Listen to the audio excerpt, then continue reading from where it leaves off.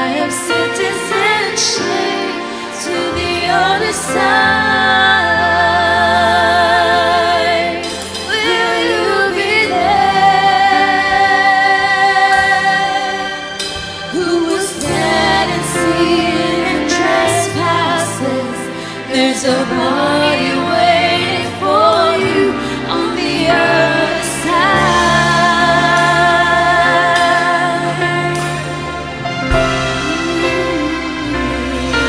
We are living the promise for this day,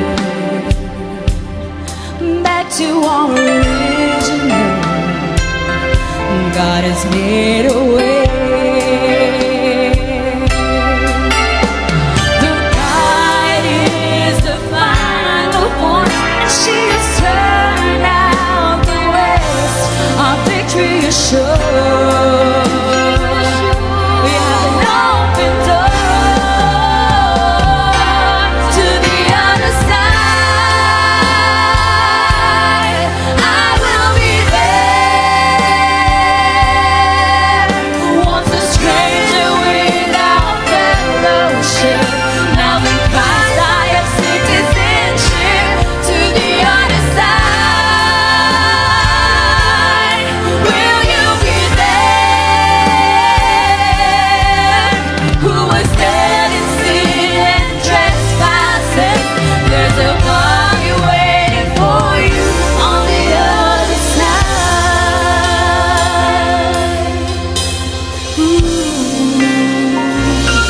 When thou passest through rough water, I will be with thee. And thou walkest through the fire, it will not hurt thee. For I am your Lord thy God, and thou art precious in my sight. You shall have no other God but thee, because I have no other wife but thee. To the other side, I will be there. Once a stranger without fellowship, now in Christ I have citizenship to the other side. Will you be there? Who was dead in sin and trespasses? There's a body waiting for you on the other side. This is the Son of Lord. We're standing late as Zechariah, the unseen. Forever battle is not gonna of Zion. Mix the word with faith, the light rose, and the nation changed. Christ dwelling under the palm trees. The Ephesians, for things are underneath. Seed of Abraham, under preparation for the rapture. Between 6 and 9 to the other side, and I will be there.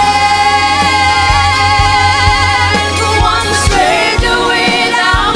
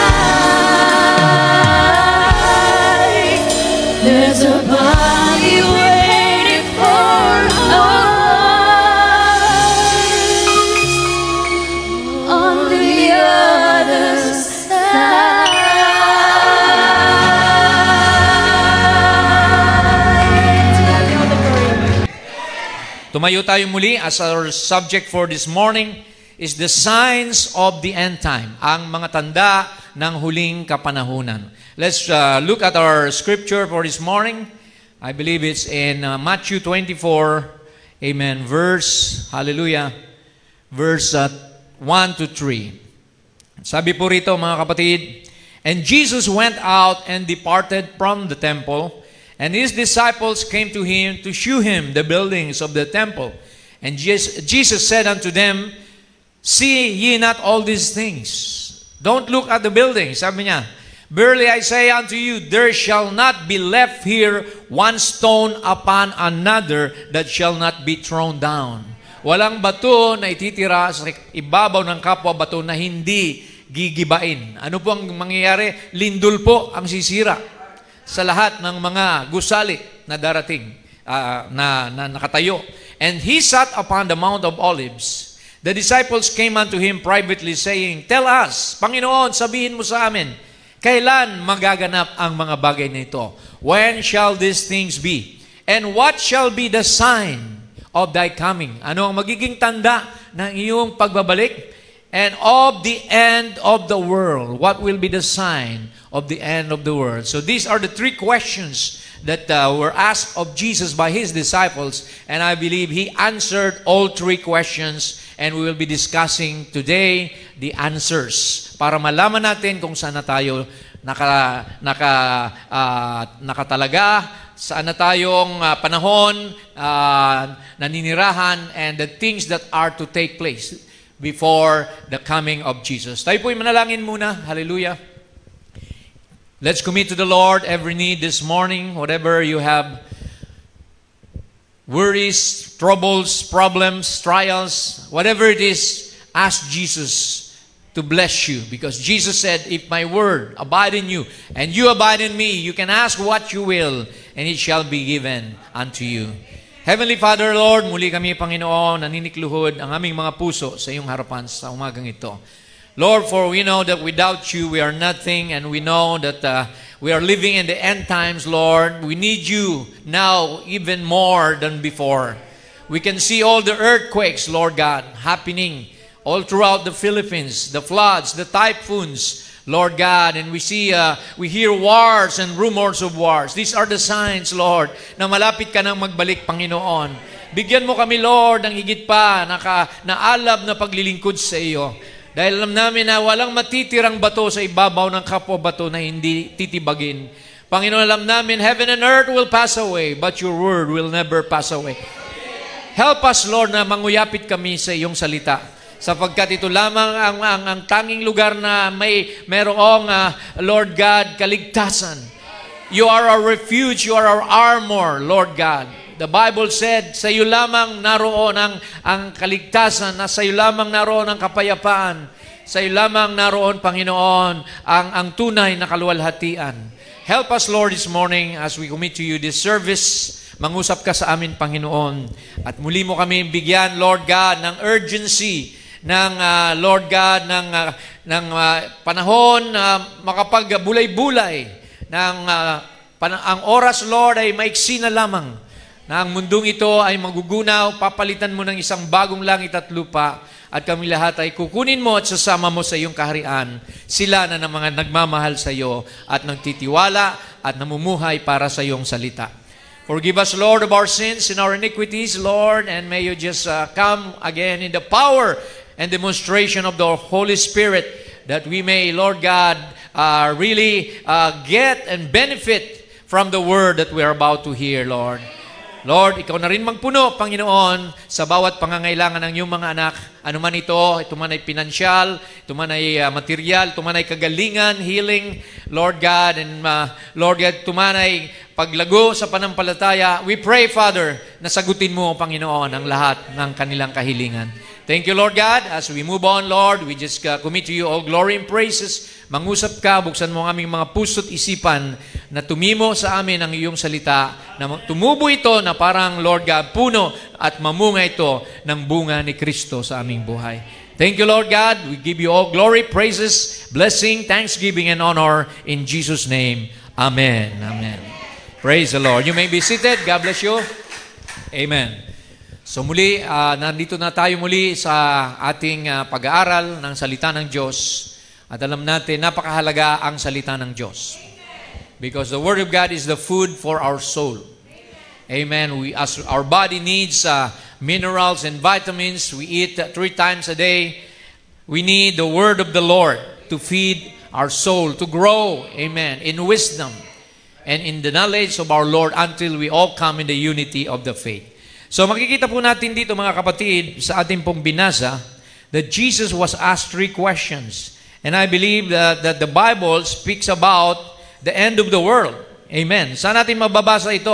Sa next scripture, we can read in 2 Peter 3:10 to 13 that the day of the Lord will come as a thief in the night, in which the heavens shall pass away with a great noise, and the elements shall melt with fervent heat. The earth also and the works that are therein shall be burned up. Masusunog daw po. Biblia ang nagsasabi ng mundong ito ay masusunog. In verse 12, sabi ito, looking for and hasting unto the coming of the day of God. Hinaantay natin ang pagkakataon ng panahon na ito wherein the heavens being on fire. Biruin mo ang buong kalangitan ay mag-aapoy and shall be dissolved, and the elements shall melt with fervent heat. Nevertheless, itong maganda, nevertheless, tayo, ng mga Kristiyano, according to His promise, ayon sa pangako ng Diyos, we're looking for what? A new heavens and a new earth, wherein dwelleth righteousness. Praise the Lord. Yun po ang inahanap natin mga kapatid, ang isang mundo na nananahan ang katuwiran, ang kapayapaan, ang Panginoon ang siyang hari. Amen. Dahil kahit sinong mamuno sa mundong ito, amen, alam natin, without Christ, we can do nothing. Only in Christ there is peace. Kay Kristo lamang mayroong kapayapaan, mayroong katuwiran, at sa Kanya lamang nandoon ang kaluwalhatian. So, what's next? There will be a new heaven and earth that await the Christians. Mababasa natin yan dito sa Revelation 21. John said, I saw a new heaven and a new earth. Isang bagong langit at isang bagong lupa ang nakita ko. For the first heaven and the first earth were passed away. And there was no more sea. Pati dagat ay wala na. Why? Sumabog na sa sobrang init. Because water is H2O, hydrogen, and oxygen. Both are combustible elements. And John, saw the holy city, the New Jerusalem, coming down from God out of heaven. May isang syudad na bababa mula sa langit at mananahan dito sa lupa, isang syudad na purong ginto, amen, at ikaw ay may mention na itinalagang Panginoon sa syudad na yon. Hallelujah! It's a promise of God. And sabi niya, in my Father's house are many mansions. I will go and prepare a place for you so that where I am, there you may be also. Amen. And then I will come back again and take you unto myself so that where I am, sabi niya, in that day you will know that I am in the Father in me, I in you, and you in me. Yun ang gusto mangyari ni Lord, na siya ay babalik, mananahan siya sa inyo in the form of the Holy Spirit. Amen. He will dwell in you. He will give you power when you receive the Holy Ghost, and you will be the temple of the Holy Spirit, and you will be sealed until the day of your redemption. Seselyohan ka ng Panginoon. Sabi kanina, hindi ka masasaktan. Hurt not the oil and the wine. Amen. Dahil ang Diyos ay protection natin. Amen. We're standing on a solid rock, and that's our foundation, the Lord Jesus Christ. Ano mangyayari? And God shall wipe away all tears from your eyes. Lahat ng luha at pighati mo, papawiin ng Diyos ang lahat ng iyong kalungkutan. And there shall be no more death. Wala nang kamatayan sa lugar na yon. Sinong gusto nun? Wala nang sementeryo. No more coffin. You don't need a coffin anymore. There will be no more death when you are in Christ. Sabi niya, I am the resurrection and the life. He that believeth on me, though he were dead, yet he shall live again. And he that believeth on me shall no longer die. And there shall be no more death, no more sorrow, nor crying. Neither shall there be any more pain. Wala na maramdaman na, wala nang sakit na mararamdaman. For the former things are passed away. Are you looking forward for that day, mga kapatid? Amen. Ano man ang gawin mo, huwag mawawala sa iyo ang pag-asang ito. Christ in you, the hope of glory, mga kapatid. Dahil sayang lang ang buhay kung tayo ay maiiwanan lamang sa kapighatian, sa tribulation na darating. So, let's move on, mga kapatid. Hallelujah. Jesus in Revelation 22 said, I'm coming soon. Malapit na akong magbalik. Revelation 22, sabi rito ni Jesus, and behold, I come quickly. Pag sinabing quickly, mabilisan na yan, mga kapatid. And my reward is with me. Ang aking gantimpala ay dala-dala ko. Upang ibigay sa lahat ng tao ayon sa kanilang mga gawa. To give every man according as his work shall be. I am the Alpha and the Omega. Ako ang pasimula at akong dulot, katapusan. The beginning and the end, the first and the last. Blessed, sino ang blessed? Blessed are they that do His commandments. Mapapala daw sila na gumagawa at sumusunod sa kanyang kautusan. Hallelujah. That they may have the right to the tree of life. Yung tree of life, pinagwardyahan sa mga anghel. Pero ngayon, kapag ikay sumunod, tumanggap kay Kristo na born again, may karapatan ka na uli sa punong kahoy ng buhay. That's a promise. And may enter in through the gates into the city. May karapatan ka nang pumasok muli doon sa syudad na purong ginto, pati kalsada doon ay ginto, mga kapatid. Amen. Kaya we're holding us this promise in our hearts. Huwag mawawala ito, mga kapatid. Ano man ang ginagawa natin sa mundong ito, pangalawa na lang yan. Let everything be secondary. Let this plan of God be your priority. Amen. At walang makakaparoon, sabi ng Biblia, na mga tagagawa ng katampalasanan, amen, na mga gawa ng mga bagay ng sanlibutan, na kailangan nating magsisi, manumbalik sa Panginoon kung hindi ka pa nakahanda. It's time to make a return to the Lord. Sabi ng Biblia, manumbalik ka sa Panginoon. Dahil panahon na magising ka sa mahabang pagkakatulog. Amen. It's high time that you awake from your deep sleep and face the light. Arise and shine, for thy light has come in the last days. Praise God. Hallelujah. Now, let's go back to what will happen to the Christians before the earth is destroyed by fire. Ito po ang mangyayari, mga kapatid. There's going to be a rapture. Amen. The hope of glory, the body change in a twinkling of an eye. At the last trumpet, we shall be changed from mortality to immortality. Amen. From corruption to incorruption. Anong sabi rito? Bababa si Lord. For the Lord Himself shall descend from heaven. Amen. Sa Tagalog, sapagkat ang Panginoon mismo ang bababa mula sa langit. With what? Three things will happen while Jesus is descending. First is a shout. What is a shout? A message. Isang mensahe sa huling panahon na tatawagin tayo. Pangalawa, the voice of the archangel. That voice is the voice of resurrection that will raise up the dead.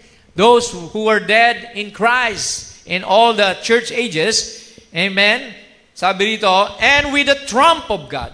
Ang trompeta ng Diyos ay tutunog, and the dead in Christ shall rise first. Makikita natin yung mga nangamatay na una na naglingkod kay Kristo at tayo, then we. Sino yung we? Ilagay mo yung pangalan mo dyan.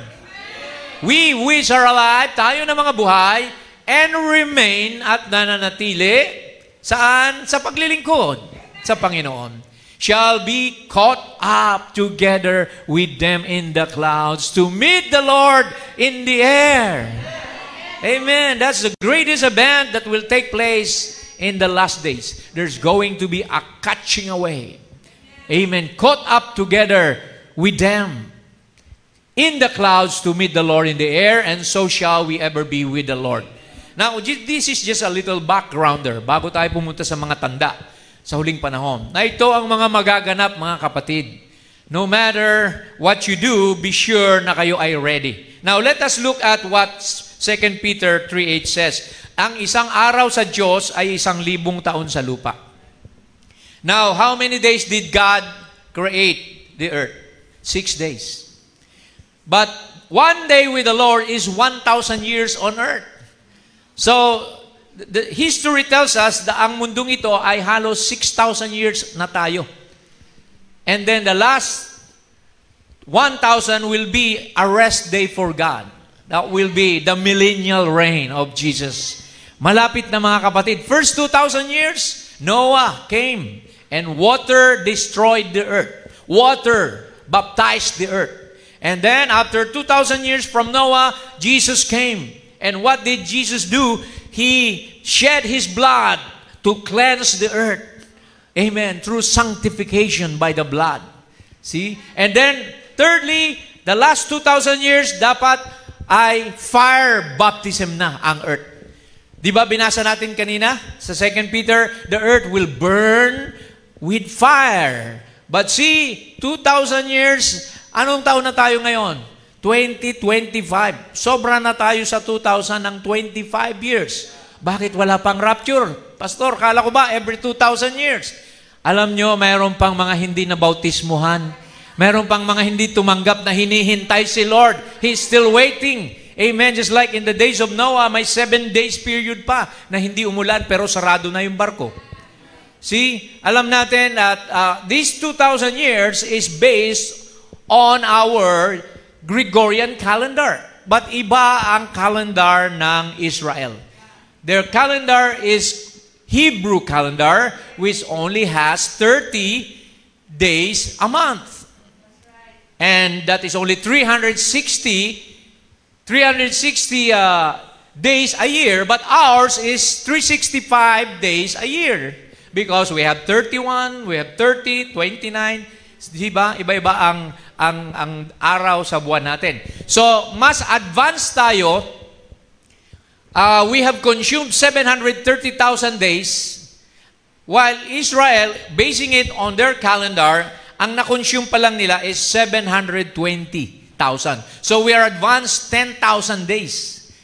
The Gregorian calendar is advanced from the Hebrew calendar. Kaya kung ating tutusin yung excess na 10,000 days sa atin, if you divide it by Hebrew days, 360 days a year, is equals to 27.77.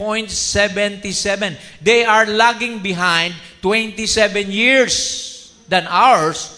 So, kaya makikita nyo, 2025 ngayon, minus 27 years, ang Israel ay 1997 pa lang. Kulang na lang ng 3 years, 2,000 na sila. So parang 3 taon na lang may mangyayari na sa mundong ito. Katapusan na ng mundo. We're not setting dates here, but we're basing it on data, on facts, mga kapatid. Kaya gaano pa? Amen. Ano pang ginagawa mo? Patulog-tulog ka pa ba? 3 taon na lang ang Israel makukompleto na nila ang 2,000 years. And destruction, Armageddon war will come. See? Tribulation will come. So kaya, amen, wala na tayo dapat atupagin pa, kundi ang paghahanda. The bride has to make herself ready. Hallelujah! We have heard a shout. We have heard the midnight cry of Matthew 25. And the wise virgins have oil in their lamps now. Amen. Going to what?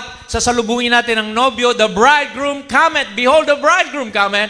Go ye out to meet him.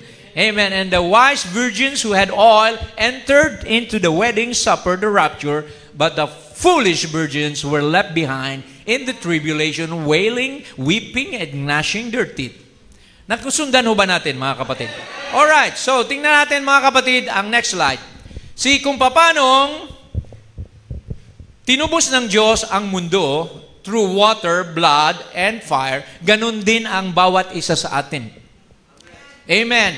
It's the same type for the Christian. Because first, you need to have water baptism. Amen?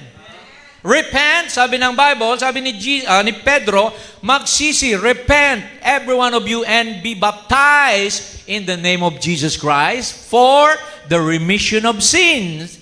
And you shall receive, yung dulo, yung water baptism. But you know, you don't just end up in water baptism, kailangan mo pang masanctify ng blood. So you need water, you need blood. The blood of Jesus that will take away your sins. And finally, when your sins are gone, then Jesus will come to you.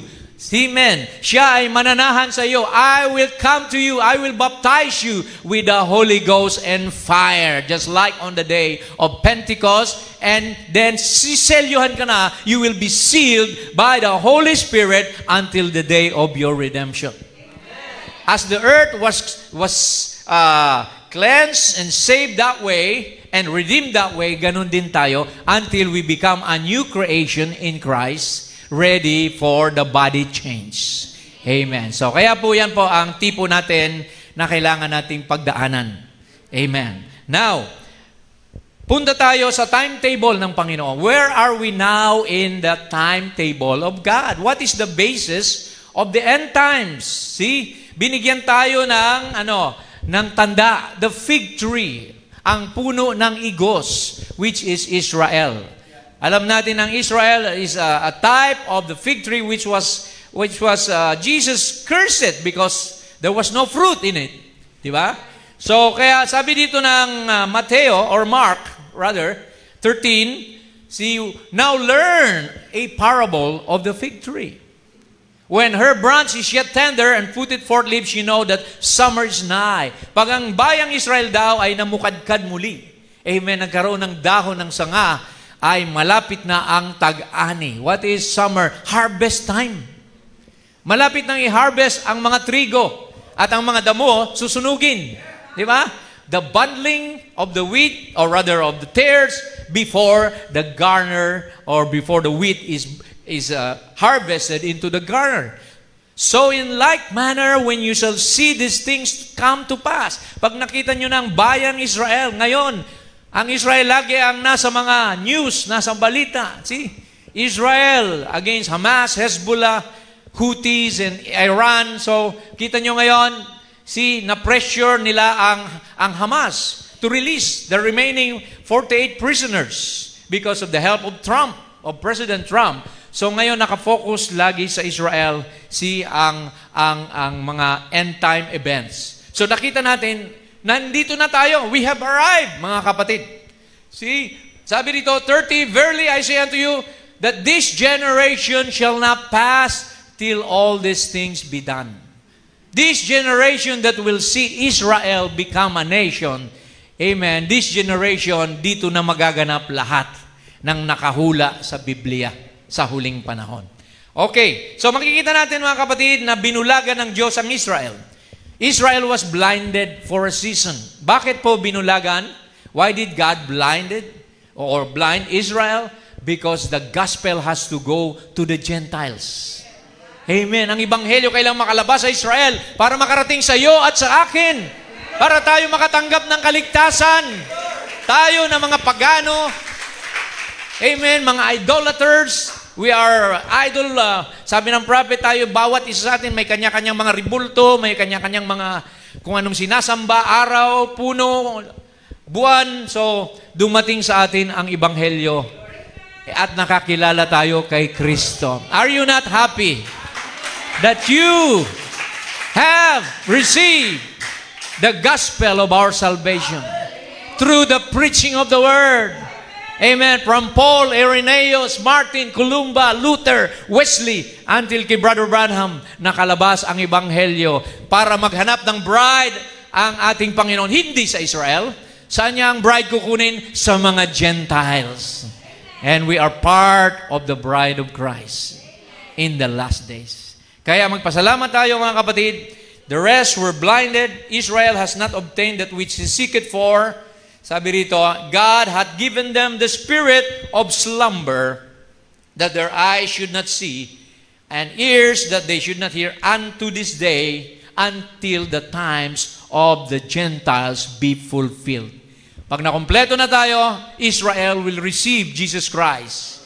144,000 Jews will receive their Messiah once we are gone. Pag na-rapture na tayo, wala nang kaligtasan pa sa Gentile world. Ang kaligtasan babalik na sa Israel. So habang hindi pa natatapos ang biyaya, habang ang mercy is not yet over, see, come into Christ.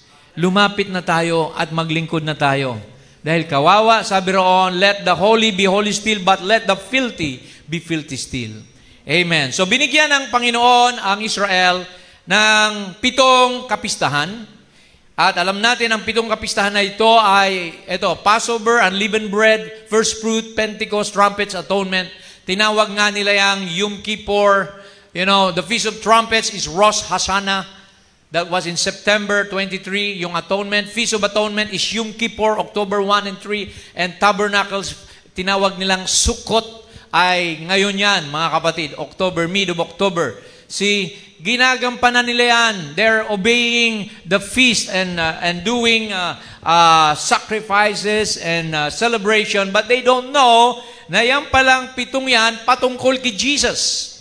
See, they were blinded. So look at this, mga kapatid. The Passover is referring to Jesus our Lord. Makikita natin na ang Panginoon ang tinutukoy dyan. As we move on to the next slide, see, makikita nyo dyan, ang Passover is the death of Jesus Christ. Unleavened bread is the burial of Jesus Christ because He's the bread of life that came from heaven. Jesus is the Lamb of God that takes away the sins of the world. And yung first fruits, yung pagwagayway ng unang bunga, that was Jesus, the firstborn from the dead. See? And the Feast of Fifties is the day of Pentecost, the coming down of the Holy Spirit. Because Jesus arose from the dead and stayed for 40 days, and then plus 10 days of waiting in Pentecost is 50. So Feast of 50 is the coming of the Holy Spirit. And then Feast of Trumpets is the rapture for the Christian. See? At the last trump, sabi roon, we shall all be changed. Amen. And then at Feast of Atonement, I believe this is Moses and Elijah coming back for the Jews para magsisi sila na ipinako nilang Messiah nila. To let them repent of their sin na sila ang mga ninuno nila, ipinako nila ang kanilang Messiah. So they have to repent. They have to make an atonement for sin. And that's the blood of the Lamb. And last is the Feast of Tabernacles, which we know, ito na yung millennium. See, tabernacles mean the feast of the millennium reign of Christ. Kaya, they're blinded to that, but pasalamat tayo na nakita natin ang mga bagay na yan, mga kapatid. Aren't you happy na naintindihan mo? Amen. By revelation. The new birth is a revelation, sabi ng prophet. Kaya kailangan maunawaan mo mga bagay nito, not just come to church and sing and clap your hand. You have to have a revelation where you're going, what's happening right now, where we came from, and how to be ready para makapaganda ka sa pagbabalik ni Jesus. Amen. So back to the 3 questions, mga kapatid. Sinagot ni Lord itong 3 tanong. When shall these things be? Kailan magaganap ang mga bagay na ito, Lord? Kung kailan there will be no stones upon stone that shall not be turned down. And 2, what shall be the sign of your coming? So pag-usapan natin yung sign na malapit na talaga siya. Amen. Signs will point you to the final direction. And then last is, what will be the sign of the end of the world? Ang katapusan ng mundo. Pinag-usapan na rin pala ito. Nag-ministerial meeting na yung mga disipulo at si Jesus Christ. May question and answer sila. Di ba? Nagtanong sila 3 question. Then sinagot ni Lord isa-isa sa Matthew 24. First answer, verse 4, sabi ni Lord, huwag kayong padaya muna. Be careful. Sabi niya sa verse 4, Jesus said unto them, take heed that no man deceive you. Dahil many shall come in my name. Maraming darating na dala-dala rin ang Kristyanismo and saying, I am Christ. Ako si Kristo. Ako ang anointed one. and shall deceive many. Yan ang unang warning ni Lord. Sabi, wag kayong padadaya. Because in verse 24, sinabi niya, maraming mga bulaang Kristo at mga bulaang propeta ang darating at magpapakita ng mga tanda. They shall show great signs and wonders. See? Upang dayain ang mga pinili kung maaari lamang. They shall deceive the very elect if it were possible. So if you are an elect, it's impossible for you to be deceived. Amen? Amen. So, yan po ang unang warning ni Lord. Napaka-importanting pakinggan natin ang warning. Sa ating panahon, may mga nag-claim na ba na sila si Kristo? Sa Vatican, mayroon. Sa Pilipinas, mayroon din. Amen. Sino ito? Tingnan natin dito sa next slide, mga kapatid. Ayan. Ayan. The appointed Son of God na daw siya. See? That's Kibuloy. See? Kiniklaim niya na kaya niyang patigilin ang mga lindol. Kiniklaim niya na he can sign, siya ang huling pipirma para maligtas ka. Pag wala siyang pirma, hindi ka maliligtas. Grabe. Kaya, that's boastfulness. The Bible said, pride cometh before destruction. See? Kaya nasan siya ngayon? Nakakulong. Di ba? Pinahiya siya ni Lord. And then, the Pope himself, makikita natin, may nakasulat doon sa trono ng Pope, a Latin words that says, Vicaris Filii Dei, which means instead of the Son of God. The Pope is not only the representative of Jesus Christ, he is Jesus Christ himself, hidden under the veil of flesh. Yan ang sabi sa Catholic National, July 1895. So hindi siya basta-basta, si Kristo na siya. So kaya makikita natin, mag-ingat daw tayo na huwag padadaya. We know the teachings of the Roman Catholic Church. We love the Catholic people, but it's the system that pollutes them. Wala namang purgatorio sa Biblia. Walang indulhensya, walang si Mary na ang dapat sambahin. Only Christ. You should only worship God. Amen. He's the only mediator between God and man, Jesus Christ. Amen. Ang Pope, you cannot call him Father. Tinatawag siyang Holy Father. That's blasphemy. There's only one Father. That's God himself. The King of Kings, the Lord of Lords. See? Kaya sabi ng prophet, come out of her, my people. Come out of her system. Come out of Babylon, which is religious confusion, that ye be not partakers of her sins and that you receive not of her plagues. Nasusundan ho ba natin, mga kapatid?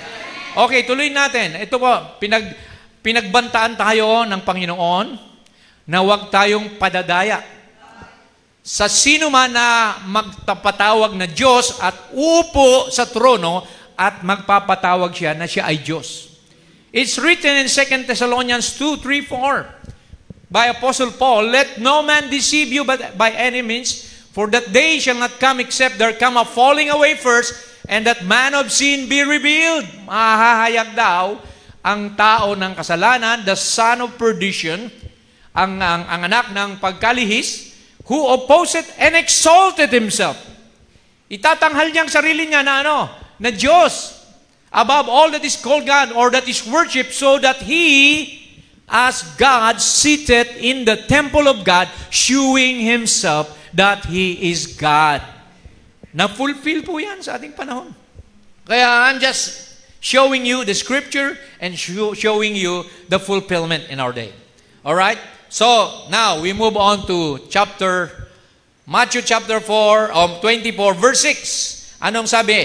Ano ang mga tanda? Sabi rito, ye shall hear of wars.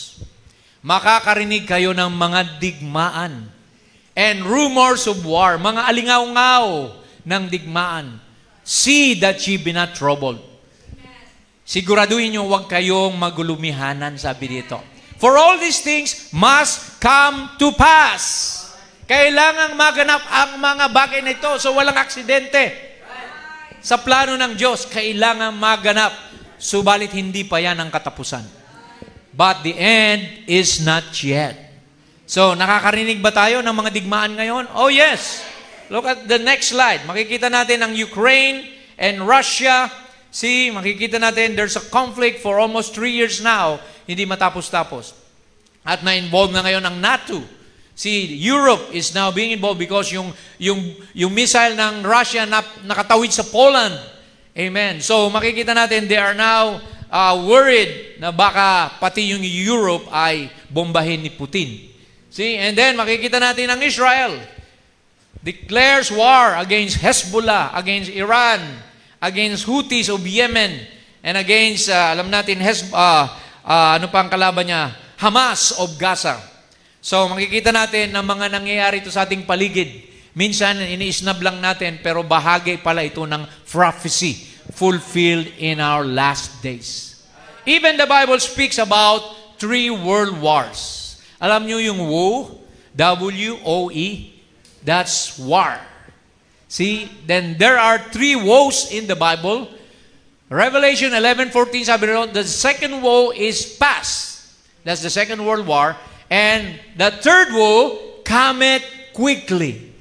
Ang pangatlong digmaang daigdig ay malapit nang dumating. Kaya makikita natin, conflicts, terrorism, unrest mark our world today. But it reminds us that true peace is found only in Jesus Christ. Kapag ka na kay Jesus ka, hindi ka mababagabag. Hindi ka magugulumihanan. God has not given us the spirit of fear, but of power, of love, and a sound mind, presence of mind, mga kapatid. See, yan po ang kailangan natin ngayon, magtiwala sa Panginoon. Amen. Huwag kayong magabag, sabi ng Panginoon. Be ye not troubled. If you believe in God, believe also in me. Jesus promised not to forsake us, nor, sabi roon, nor leave us till the end of the world. Naniwala ba kayo? Nakasama natin ang Panginoon? Naprotektado ka ng Panginoon sa mga gyerang yan? Bakit hindi pa matuloy-tuloy yan sa Pilipinas? China versus Philippines, di ba? Doon sa issue ng yung dagat na, ano ba yung lugar na yon? West Valley? Philippine Sea. So, hindi matuloy-tuloy. Bakit nandito pa tayo? Baka tayo madamay. See? Mayroon pang pumipigil. There's somebody, amen, trying to stop it. Amen. Sino yon? Ang Holy Spirit. Amen. Praise the Lord. So, we can see that it's happening now. Tanda pala ito na malapit na ang Panginoon magbalik. Ano pang susunod? Matthew 24:7, there shall be famines. Magkakaroon ng kagutuman. See? Hindi lamang sa physical na pagkain, kundi sa spiritual na pagkain. See? Tingnan natin ang next slide.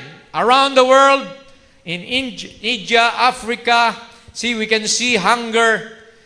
Amen. Amongst the people, nagkakaubusan ng pagkain, kulang sa mga sustansyang mga bata, gas prices are soaring high, food prices, there's a shortage, amen, in what we call food supplies. So, nagmamahal ang presyo. Noon, 100 mo, marami pang nabibili. Ngayon yung 1,000 pesos mo, parang 100 na lang. Di ba? Pag nabitawan mo, wala na, barya na lang bumabalik.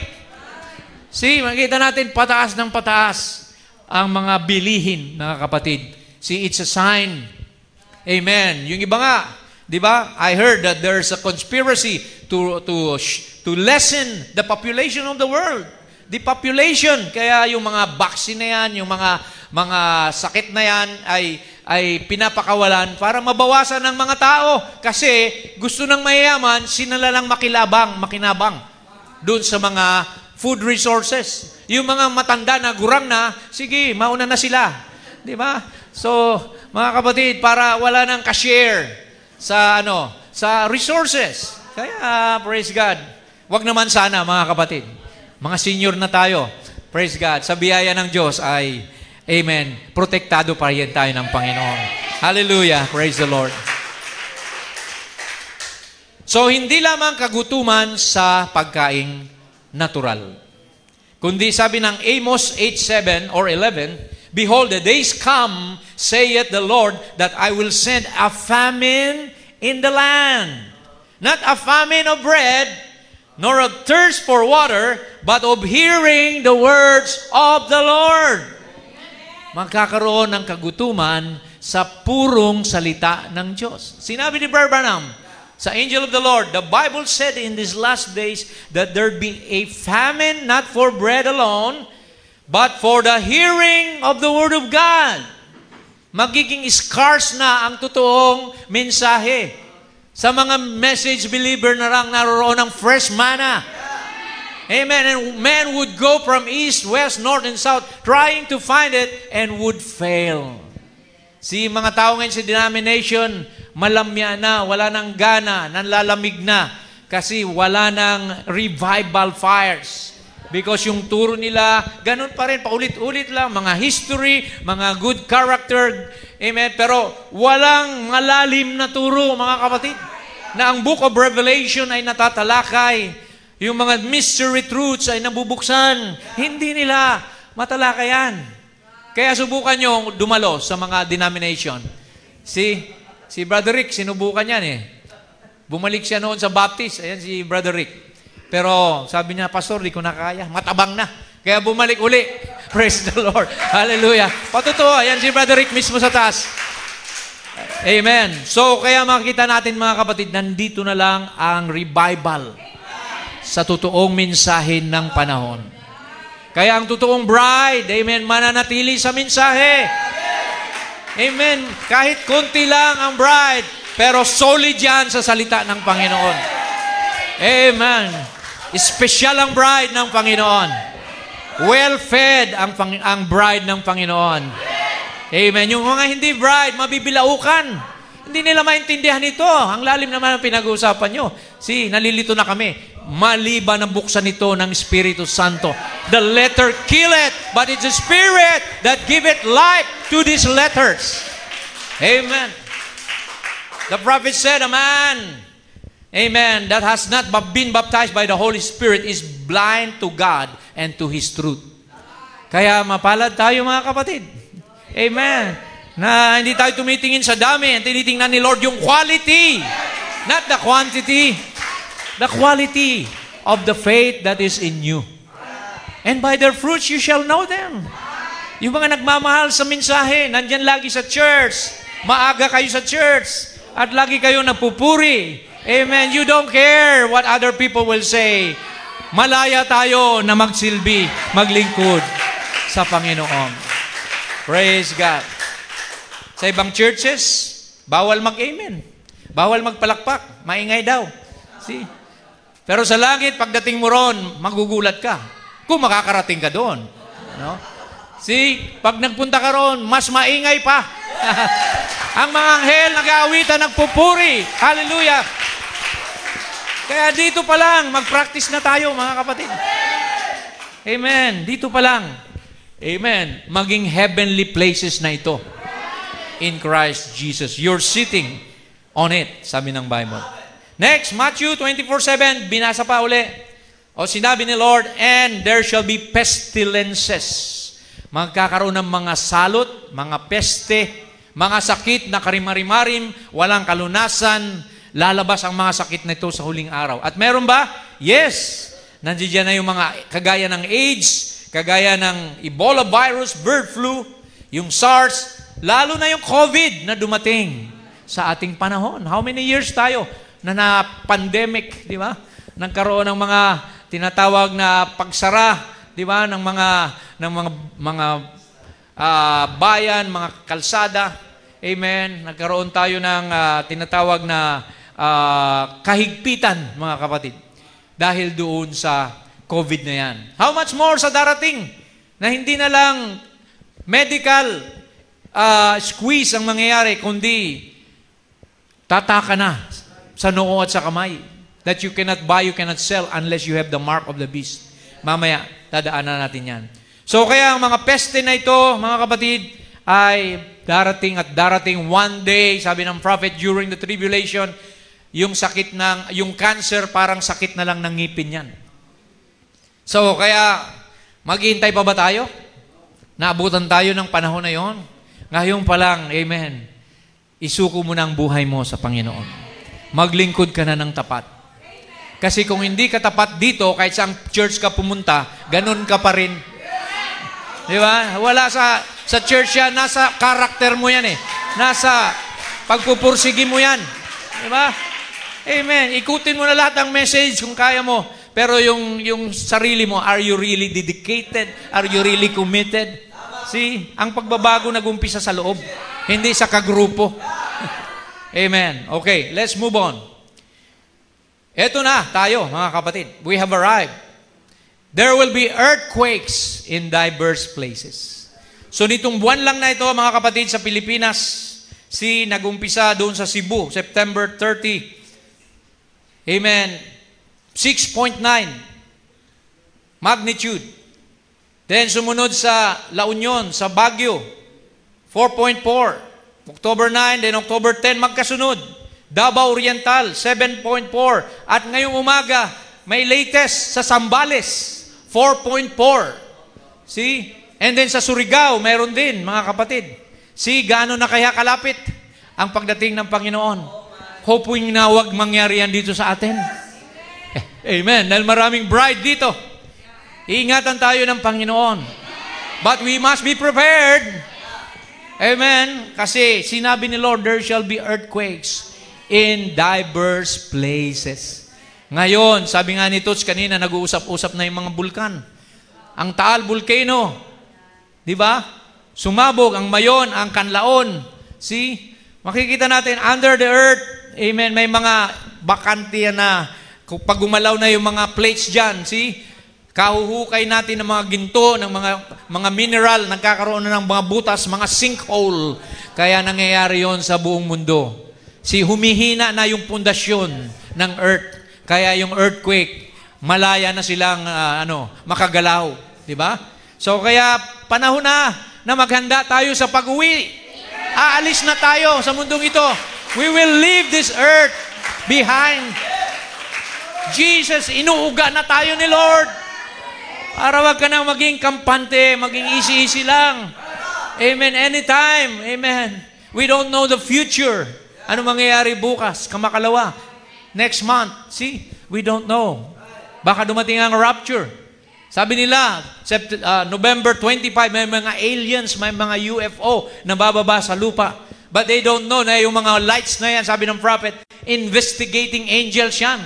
One of these days, they will pick us up. Amen. Mga mystic lights, cosmic lights, which are angelic beings, mga kapatid. So, kaya wag tayong matakot sa mga yan. Amen. That's part of the end time events na mangyayari. Glory to God. Now we are in the ring of fire. Narinig nyo na ba yung ring of fire? Yan yung mga lugar sa Asia, Pacific, na nandiyan yung pinakamatitinding lindol, pinakamalalakas na volcano, at nandyan po tayo, ang Pilipinas. See? From downwards, from New Zealand, going up to Tonga, amen, to, alam natin yung mga countries na yan sa Pacific, nandiyan ang Samoa, nandiyan ang Vanuatu, and then going to Indonesia, and then going to the Philippines. See, going up to South Korea, Japan, papuntang Russia, and then papuntang United States, kasama ang California, ang Los Angeles, and then going down to South America, to Peru, to Chile, nandiyan ang mga earthquakes na malalakas. Kaya nandito tayo, mga kapatid, sa lugar na tinawag na Ring of Fire. Praise God. Kaya mag-pray tayo ng higit pa, na bago dumating yung great earthquake, ay makuha na tayo ng Panginoon. Ma-rapture na tayo. Amen. Gaano kalapit na yan? Amen. Praise the Lord. Anong sabi ng prophet sa White Cry? Let me read. Today, the time is drawing nigh. Atomic bombs are ready. Nakita na niya, 1959. The world is going to be blown to pieces. Pretty soon, ashes all over the earth, nothing but volcanic ashes. Mapupuno ng abo mula sa mga bulkan ang buong mundo. Amen. Kaya pala, sabi doon, the righteous shall walk upon the ashes of the wicked. See, because of fires and nuclear weapons, see, pati volcanic, sabayan pa ng mga meteor na babagsak sa lupa. See, the time is at hand, and God promised He would pour out His Spirit. Ito rin kagandahan, kasabay ng pagbagsak ng mga bagay nito, ang kanyang Espiritu Santo ay bumaba na rin sa kanyang mga anak. He would pour out His Spirit and take His church out. And the Holy Ghost is here representing that. Amen. Hurt not the oil and the wine. Di ka pwedeng saktan ng diablo. Amen. When the Holy Ghost is come upon you, amen, you shall be witnesses of me, sabi ni Jesus. Amen. And you shall have power and authority. He will blow it to pieces some of these days. Sa mensaheng world is falling apart. He will burst forth the earth and she will renew herself with volcanic eruption. So panibagong mga halaman ang tutubo pag natabunan na tayo, hindi tayo, yung mundo ng mga ashes. Yan, mga abo at panibagong halaman ang tutubo. Yan na yung millennium. It will be a new Garden of Eden where Adam and Eve, sino yung second Adam and Eve? Jesus and His bride will have their honeymoon. Nandoon ang honeymoon for 1,000 years. Jesus and His bride will rule and reign with a rod of iron the nations. Yung mga magpaparami na heathens sa millennium. Amen? And there will come a millennium. Sabi rito, He will burst forth the earth and she will renew herself with volcanic eruption, and there will come a millennium then where the righteous will walk upon the ashes of the wicked, according to Malachi. Amen. Now, what else? Sabi sa Matthew 24:8, ito ang pasimula ng mga kapighatian. These are the beginning of sorrows. Kaya anong reminder nito sa atin, panahon na magsisi tayo. Para wag tayo madamay sa mga darating na sakuna sa mundong ito. Commit your life to Christ, mga kapatid, and rely upon Him. Araw-araw mag-pray kayo. Amen. Anumang oras, amen, call upon the name of the Lord, and you shall be saved sa sitwasyon na pinagdadaanan nyo. Amen. Makikita natin ang sixth seal, ang tribulation. Binanggit po yan sa Revelation 6. Ano mangyayari sa tribulation? Sabi po rito, nung mabuksan ang pang-anim na selyo, when He had opened the sixth seal, there was a great earthquake. Yan na yung big one, mga kapatid. And lo, there was a great earthquake, and the sun became black at sackcloth of hair. Nagdilim ang araw. And the moon became as blood. Naging kulay dugo ang buwan. Hindi na natin tumabutan. Tribulation na ito eh. And the stars of heaven fell unto the earth. Nagsibagsakan ang mga meteor sa lupa. Even as a fig tree casteth her untimely figs when she is shaken of a mighty wind. And the heaven departed at the scroll. Ang langit ay nabalunbon when it is rolled together. And every mountain and island were moved out of their places. Bawat bundok at isla ay nawala sa kanilang kinalalagyan. Grabing earthquake yan, kapatid. Baka yung Palawan napunta doon sa Luzon at yung Cebu, di ba? Nagpalit-palit ng location. So, grabing lindol ito, mga kapatid. Sinabi na ng Bible. Kaya nararamdaman na natin ngayon ang birth pains. Amen. Palapit na ng palapit, mga kapatid, ang panahon. So ano pa? Ano pa ang gagawin natin kundi magpakainit na tayo kay Lord? Maging seryoso na tayo sa paglilingkod sa Panginoon. Huwag ka nang tatalikod pa. Huwag ka nang lalayo pa sa Panginoon. Kawawa ka lang. Amen. Kapag nagpahapay-hapay ka. Kapag nag-backslide ka pa. Walang mangyayari. Walang proteksyon ng Diyos sa'yo pag backslider ka. Kawawa ka, kapatid. Kaya ngayon pa lang, amen, manumbalik ka na sa Panginoon kung ikaw man ay napahiwalay. Ano pa ang susunod? Sabi rito, ang pag-ibig ng tao ay manlalamig. Matthew 24:12-13. Iniquity shall abound, and because iniquity shall abound, the love of many shall wax cold. Ano yan? What is iniquity? Something that is wrong and people still do it. Iniquity is something that is right, but people won't follow, won't obey, won't hold on to it.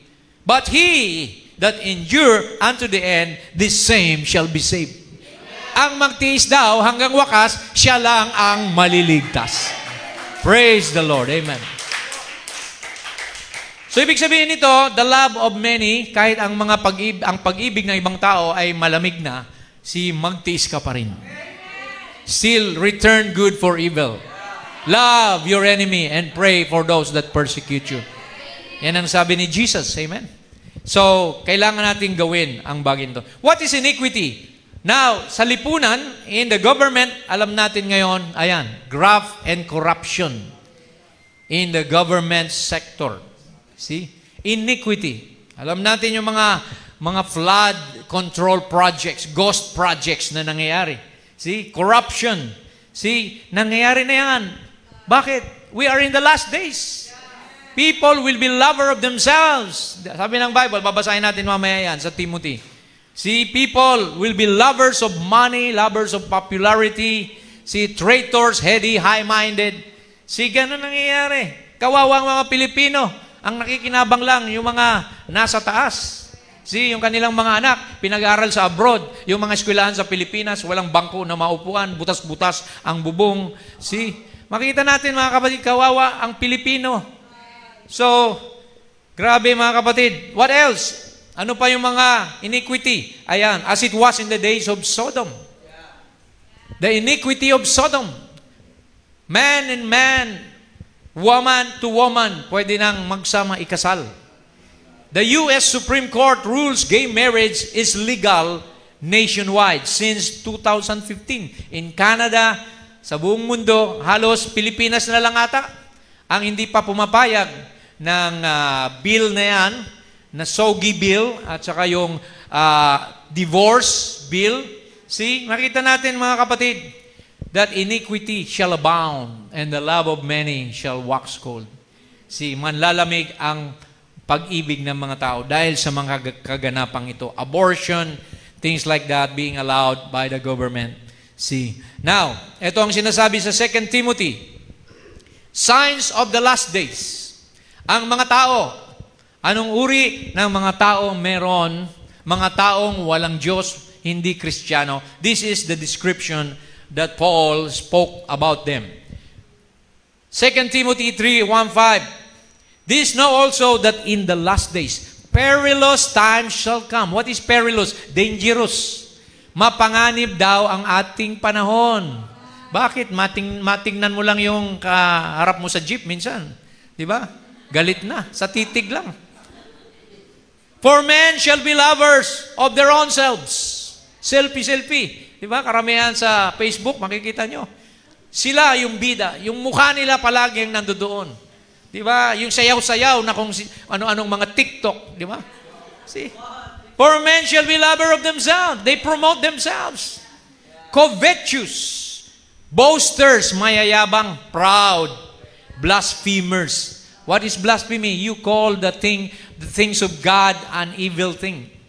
Minamasama yung mga gawain patungkol sa Panginoon. Disobedient to parents.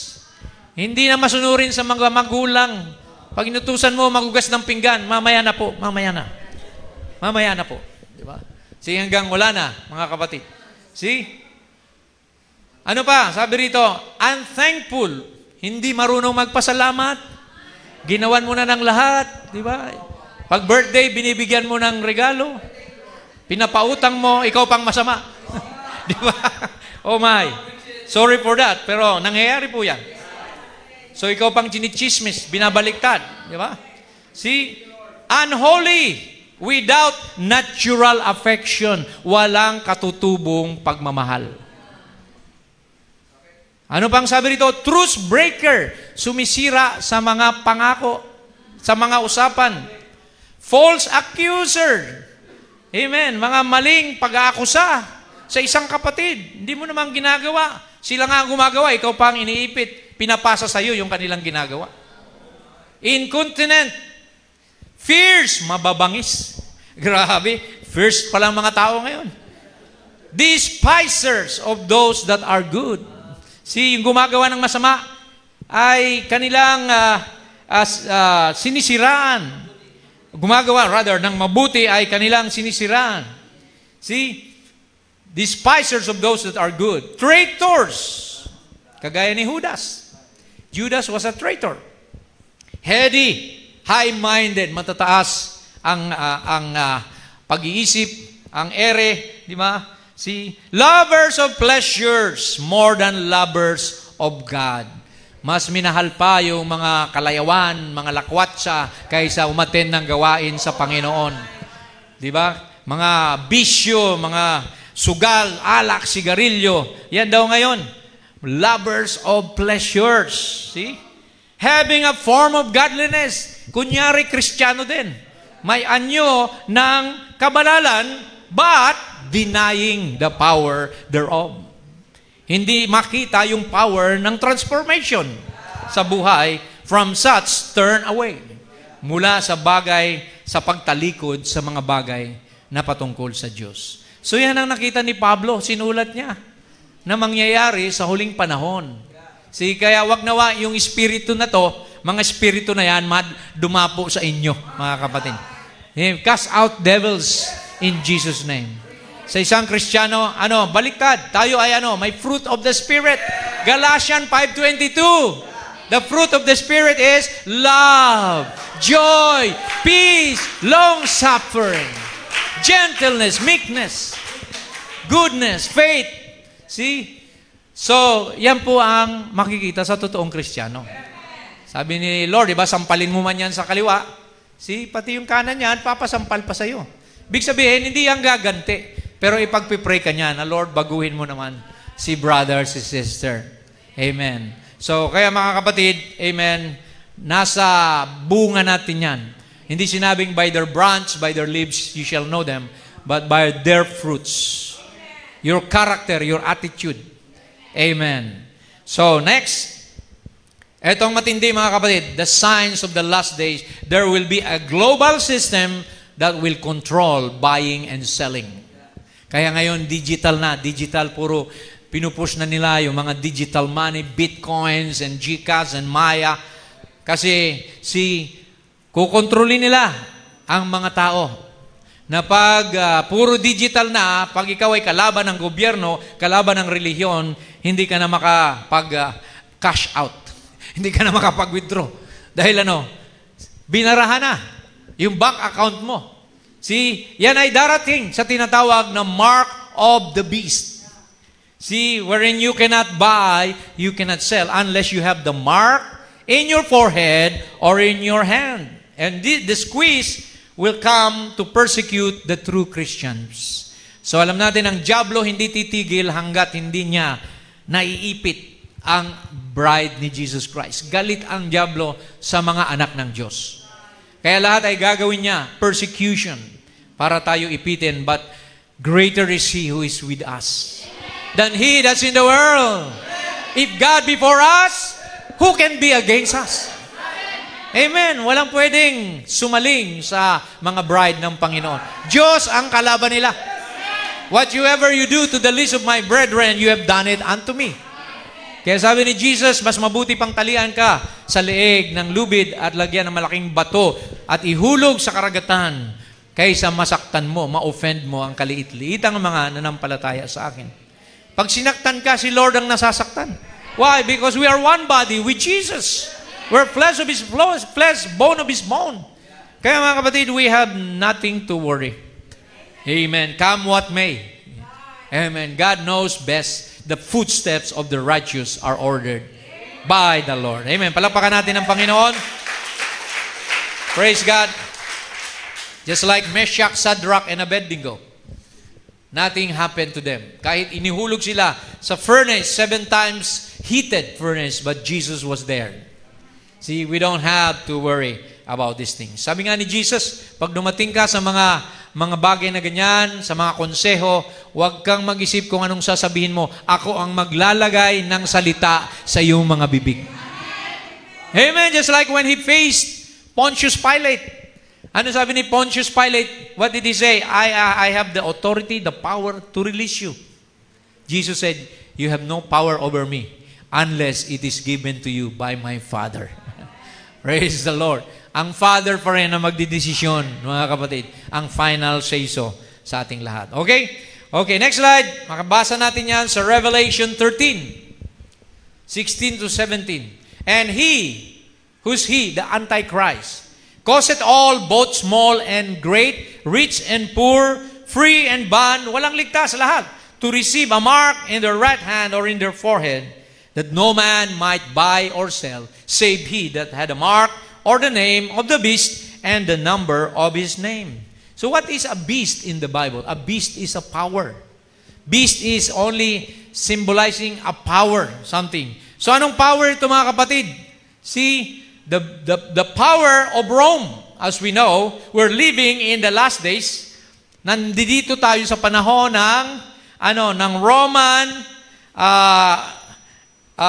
papal reign. We know, if you look at Daniel's image, the world has been conquered by 4 kingdoms. Nakita ni Daniel, head of gold, breast of silver, thigh of brass, and feet or legs of iron. At ang symbol noon, yung head of gold is Babylonian Empire under Nebuchadnezzar. And then the breast of silver is under, sino yun? Not Alexander, but the Medo-Persian, King Xerxes. Medo-Persian Empire, where Iran and the Arab world came from. And then the thigh of brass is Greece, Alexander the Great. After Alexander the Great, tinalo sila ng Rome. So makikita natin, Emperor Nero and all the emperors. Hanggang sa dulo, we're living in the days of the iron and clay, the feet.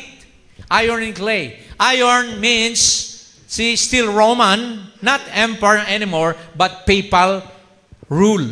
And the clay is the Protestant churches na lumabas sa Rome. So kaya mahina yung paa, it will crumble. If you'll notice, there was a stone hewed out of the mountain. Jesus was that stone. It hit the image at the foot or the feet, and it crumbled into ashes. And that stone grew into a big mountain, and that will be the kingdom of the Lord Jesus Christ in the millennium. So kaya ang mark of the beast and image, the mark of the beast is the power of the Catholic Church. That they will implement in the last days a one-word religion. And the image of the beast is something similar or a copy of Rome, which is the group of Protestant churches. The World Council of Churches, WCC, which is called the Ecumenical Council, as authored by America. It was America who founded the World Council of Churches in 1948. Kaya nga ngayon, they are celebrating, I think, their 1,700 years of Nicaea Council. See? So, kaya makikita natin, merong 2 powers today that will run the world. At yan ay walang iba, kundi ang dalawang Amerikano. They're both Americans now.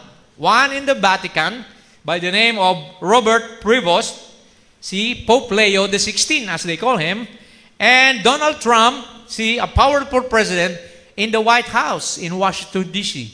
So tingnan mo itsura ng Vatican at saka White House, halos pareho. At mayroon silang doon sa gitna, ano ba yun? Obelisk. Because one day, they will connive to rule and control the world. One world religion and one world government. Ituloy natin, mga kapatid. Ito po yan. The last Pope, before he died, Pope Francis, inorganize na niya ang mga relihiyon sa buong mundo. Magsama-sama na tayo. Let's come together. Forget our differences and let's just love one another. All of you come back to the mother. Because the Catholic Church is the mother and the Protestant churches are the daughters. Di ba? Sa Bible, Revelation 17, there is a mother whore and a harlot daughters, mga kapatid. So, magbabundle sila ngayon And those who will not join them, amen, shall be persecuted. Doon na ngayon papasok yung you cannot buy, you cannot sell if you don't belong to the system na darating sa mundong ito. Now, I'm not just saying this on my own. I'll read some quotations from the prophet of the message bago tayo magtapos. Amen. Sabi po rito sa Sardisian Church 8 ni Brother Branham, we are living in the end time. Ito na ang huling panahon. It is in this age, sa panahon na ito, that the churches are going to come together. And as they are now even controlling politics, world politics, CNN is controlled, mga TV station, lahat yan, mga hawak yan ng mga politiko at mga religious people. They will soon control the finances of the world. Ano bang finances? Pera, mga bangko. See? And then if you don't belong to the world organization of churches, you won't be able to buy or to sell. Now, I'm just reading it from what the prophet told us of Malachi 4 and Revelation 10.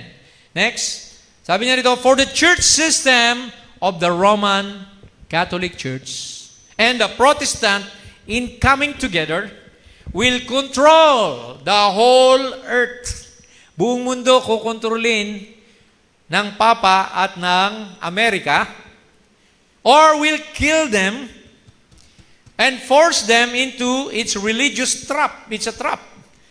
Kung ayaw mo pumasok, they will be killed by refusing them the privilege of buying and selling, whereby they would make a living. This will be accomplished simply for the harlot daughters are gone back to Rome. Bumalik na. So, kaya mga kapatid, pag dumating na yung tataka na yan, rapture na muna tayo, and then the foolish virgins na maiiwan, they will be persecuted. The foolish virgins that will come out of these systems of denomination, sila yung ipipersecute ng Rome. They will be hunted down like dogs. They will be tortured because they won't receive the mark of the beast. And then they'll be saved because they will be shedding their own blood. Maliligtas sila dahil magbubuhos sila ng dugo sa tribulation, pero tayo, wala kang ibubuhos na dugo. Rapture tayo, aalisin tayo ng buhay ng Panginoon bago pa dumating ang bagay na ito. Kaya magpakainit ka na, kapatid. This is the proper time. This is the last call. Amen. The last message. Ano pa? Sabi niya rito. After the church is taken away. Ayan. 1963. Rome and the Jews will make a covenant with one another. Today is America and the Jews. Later on, it will be Rome and the Jews. Why? Rome will get all the money of the Jews. Na pag nakuha na nila yung pera ng mga Hudyo, wala nang mayaman sa mundo, sila na lang. And they can control. See? Rome and the Jews will make a covenant with one another. This is the 70th week of Daniel covenant. And he makes this covenant with the Jews, and in the midst of the 3.5 years, he breaks his covenant as soon as he gets the thing wrapped up and gets the money of the Jews tied up. See? And when he does that, oh my, he's called the Antichrist until the end of the church age. For he and his children are against Christ, the Word. So when your teaching is against the Bible, you are against Christ. Because Christ is the Word. Any teaching outside of the Word is anti-Word or anti-Christ. So anything added or taken away, ano mang idagdag mo, ibawas mo, anti-Kristo yun. Anti-Word. So walang purgatorio dito. Wala dito na ang pare ay di pwedeng mag-asawa. Kasi ang pastor kailangan may asawa eh. Paano ka mag-advise, magka-counsel? Wala ka namang asawa eh. Kaya yung iba, palihim, yung mga pare, may asawa. See? Ngayon, makikita natin, see, this man is called the Antichrist. He's going to hold the money. How? Okay, next slide. Ito po. Before we close. In the meantime, Rome has acquired all the supplies of gold. Sabi ni Brother Branham, lahat, halos ng ginto sa buong mundo, nasamsam na ng Roman Catholic Church. Maging yung mga menorah, mga golden utensils ng Israel when General Titus besieged Israel in AD 70. Nakuha nila lahat ng mga ginto, Yamashita treasures. But the Jews have the bonds. Ang mga Hudyo, may mga, alam natin yung bonds, mga papel yan, na mga lupa, mga ari-arian, yun na lang ang hawak ng mga Hudyo. And then, sabi rito, they have the paper and the bonds. At the right time, the harlot will destroy the present-day money system by calling in all the paper. Sisirain ang perang papel ng Vatican para wala ng pera ang lahat ng tao and demanding gold. And with no gold, the system falls. Pag wala ng ginto ang lahat ng bansa, kontrolado na ng Vatican. The Jews will be trapped and come into the alliance and the harlot church will take over the whole world. Pati mga Hudyo ay magpapatatak din. Liban lamang sa 144,000 na ilalabas ni Moses at ni Elijah sa mga nasa Israel ngayon. Nasusundan ho ba natin, mga kapatid? Amen. Dapat may unawa tayo sa bagay nito. This is going to happen very soon. Very quick ito. Mamaya, bawal na yung bumili kung wala kang ID ng one world government, one world religion. See, darating ito, pero sabi ng prophet, we will remain faithful. We will remain true to the word. Pag natatakan ka, impyerno ka na. The wrath of God and the wine of His wrath will be poured out to you kapag ikaw ay tumanggap nun. Kaya, praise God, I believe na bago pa mangyari ito, the Lord will take the bride home in glory. Amen. Hindi tayo papahamak ng Panginoon. Jesus will keep the bride safe, without spot, without wrinkle. Amen. So, ito ang sinabi ng prophet dito. With this great power, the church systems, plural, will persecute the true bride. This image of the beast will try to keep the bride from preaching and teaching. Pagbabawalan na tayo. Aalisin na natin yung mga account natin sa YouTube. Aalisin na yung mga Facebook nyo. See? Kapag ayaw mo magpatatak. Her ministers will be forbidden to give comfort and truth to the people who need it. Pati counseling, bawal na. But before the Antichrist in person takes over this complete world system of churches, the true church will be taken away from this world to be with the Lord. God will catch away His bride for the great marriage supper of the Lamb. What a consolation, mga kapatid. May mensahe tayo na nagsasabing hindi na tayo dadaan ng tribulation. Amen. Kaya magpatuloy ka sa mensaheng ito dahil nandito lang ang tiyak na kaligtasan, kasiguruhan, mga kapatid, na tayo ay hindi mapapahamak sa darating na kapighatian. Alright? Konti na lang. Sabi ni Jesus, ipapangaral ang ebanghelyong ito sa buong mundo bago dumating ang katapusan. This gospel of the kingdom shall be preached in all the world for a witness unto all nations, and then shall the end come. Kaya tayo nagpapatuloy sa pangangaral. Nagpapatuloy tayo sa pag-share ng message, pag-mission work, pag-krusada, pag-Mystery Expo Seminar. Kasi kailangan makarinig, baka may isa pang kaluluwa, isa pang binhi na kailangan makwiken ng mensaheng ito.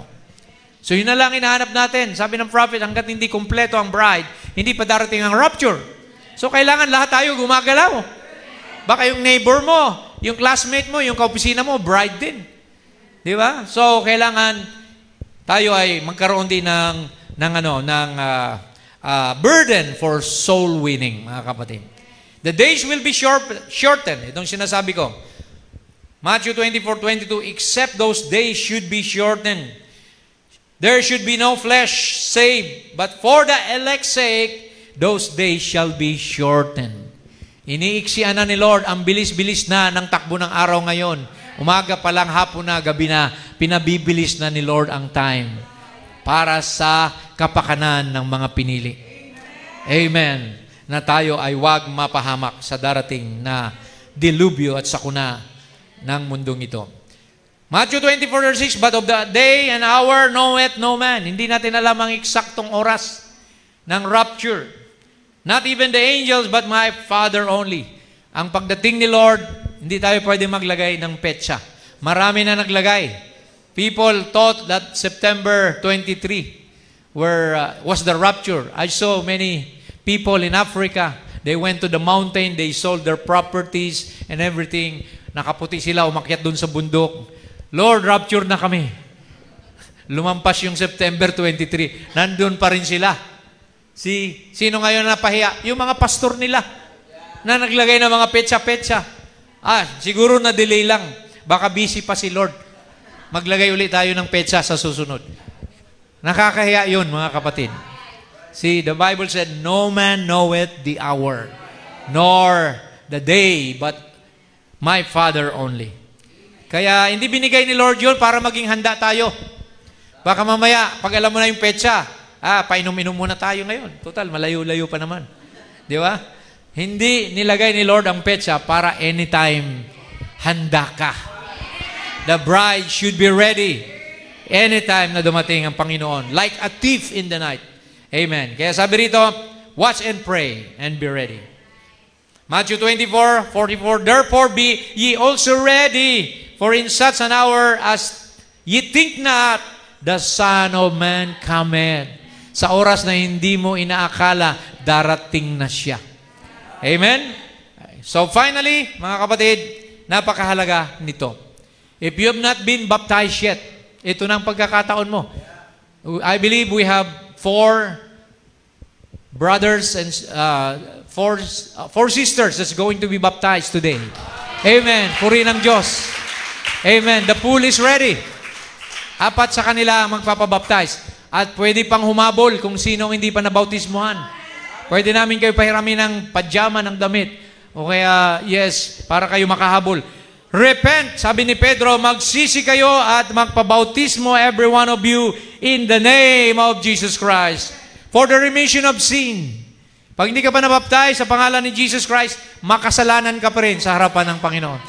Kailangan mabautismuhan ka, makapagsisi para sa kapatawaran ng kasalanan nyo. And my bonus pa, you shall receive the gift of the Holy Ghost. The Holy Ghost will dwell in you. For this promise of Pentecost is for you. It's unto you, to your children, sa mga anak mo, and to all that's afar off, even as many as the Lord our God shall call. Amen. Panahon na, mga kapatid. Amen. Na magpakainit tayo, maging matuwid tayo sa harapan ng Diyos, at gawin natin ang lahat para tayo madatna ang karapat-dapat sa pagbabalik ng Panginoon. Do you love the Lord Jesus? Are you ready? Have you seen the signs of the time? Amen. This is an urgent message from the Lord na kailangan na natin na magpakatino, magpakainit sa Panginoon at magpakatatag. Anumang problemang meron ka, baliwala na yan. Ang mahalaga, madatnan ka ni Lord na handa at sasalubong sa Kanyang pagbabalik. Hallelujah! Tumayo tayong lahat, mga kapatid. Lord Jesus, Panginoon, narito po ang aking mga kapatid na nagdesisyon, Lord God, na tumanggap sa iyo, Panginoon, sa bautismo, sa pangalan ni Jesu Cristo, na iyong anak, Panginoon. Alam namin, there's no other name given unto man whereby we must be saved. Only in the name of Jesus Christ. Pagpalain mo sila, Panginoon, at sila patawarin sa kanilang mga kasalanan. Ano man pagkukulang nila, I pray, Lord, na sila, Lord God, ay yung i-forgive, Lord God, at sila, Panginoon, ay puspusin mo ng iyong Santong Espiritu. For the Holy Ghost, Lord God, you promise that this promise is unto us and to our children, to them that's afar off, even as many as the Lord our God shall call. So, Lord, I commit them all to you, Father God. Sa congregation na to, we are witnesses na sila, Panginoon, ay narito. Hindi sila pinilit. They went on their own decision and voluntary will na magpabautismo sa iyong pangalan. Salamat, Lord God. May you receive them in your kingdom as we baptize them today for your glory. In Jesus' name, amen. Amen. God bless you. Hallelujah. Congratulations, sister. Congratulations. bless you. Amen. You may go back to your seats.